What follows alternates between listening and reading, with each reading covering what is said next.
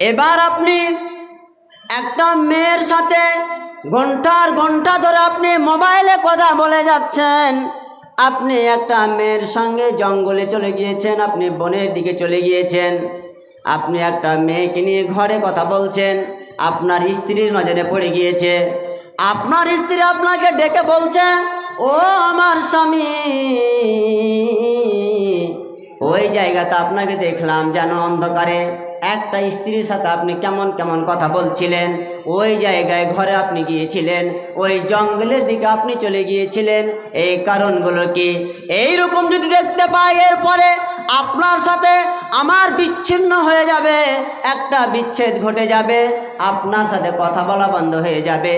এরপরেও যদি আপনি ক্ষান্ত না হন, তাহলে আমি তালাক নিয়ে আপনার সাথে আমি ইতি টেনে দেব। এই কথা যখন আপনি শুনে নিলেন, আপনি নিজেই সচেতন হয়ে গেলেন। আপনি কোনো মেয়ের কাছে গেলেন না, আপনি কোনো জঙ্গলের দিকে কোনো মেয়েকে নিয়ে গেলেন না, আপনি শরাবে যুক্ত হলেন না, আপনি মদে যুক্ত হলেন না, আপনি আড্ডাবাজি করতে গেলেন না। কেন গেলেন না? আপনি জানছেন আমার বাড়িতে একটা গুণবতী স্ত্রী আছে, আমার বাড়িতে একটা সতী স্ত্রী আছে। যদি এই কাণ্ডগুলো জেনে নাই, যদি এই কাণ্ডগুলো সে শুনে নাই, তাহলে বাড়িতে আমাকে উঠতে দেবে না। যদি আমাকে বাড়িতেও উঠতে দেয়, তাহলে আগের মতো যে আমাদের মায়া মহব্বত ছিল, আগের মতো যে আমাদের একটা ভালোবাসা দাম্পত্য জীবন ছিল, সেই জীবনটা আর থাকবে না। অথচ আপনি নিজেই সংযত হয়ে যাবেন, আর ওই জায়গাগুলো থেকে আপনি সরে যাবেন।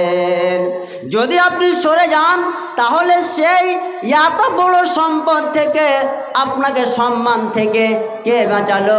এই আপনার স্ত্রী বাঁচালো। আপনার এই চরিত্রটাকে থেকে কে বাঁচালো? নোংরা চরিত্র থেকে আপনাকে কে বাঁচালো? আপনার স্ত্রী বাঁচালো। আর যখন ওই চরিত্র আপনি ঠিক করে নিতে পারলেন, তখন পাড়া গ্রামে শহর বাজারে আপনি মাথা উঁচু করে চলবেন, সমাজে মাথা উঁচু করে চলবেন, সব জায়গায় আপনি পদোন্নতি হবেন। কোথাও আপনাকে পদ আপনার ঘটানো যাবে না। এই জন্য মহান রাব্বুল আলামিনের নবী বিশ্বনবী মুহাম্মদুর রাসূলুল্লাহ সাল্লাল্লাহু আলাইহি ওয়াসাল্লাম বলে দিলেন, তোমাদের এতগুলোই মালগুলো যতই মাল হোক না কেন, তোমার স্ত্রী যদি ভালো হয়, গুণবতী হয়, তাহলে এই সম্পদ থেকে কোনোই সম্পদ আর বেশি হতে পারে না। এর চাইতে আর কোনো সম্পদ মূল্যবান হতে পারে না। সম্পদ মূল্যবান হলো না, কে বাঁচালো আপনাকে? আপনার স্ত্রী। কিন্তু ওদের কথা বলার খুব প্র্যাকটিস আছে। যদি ওদের কথা যদি ধরতে না পারেন, তো শেষ হয়ে গেলেন। জল যদি ওদের কথা ধরতে না পারেন, যদি ওদের প্যাচে পড়ে যান, তাহলে কিন্তু শেষ হয়ে গেলেন। একটু শুধু বলছি, আল্লাহ পাকের নবীর হাদিসের কথা বলছি।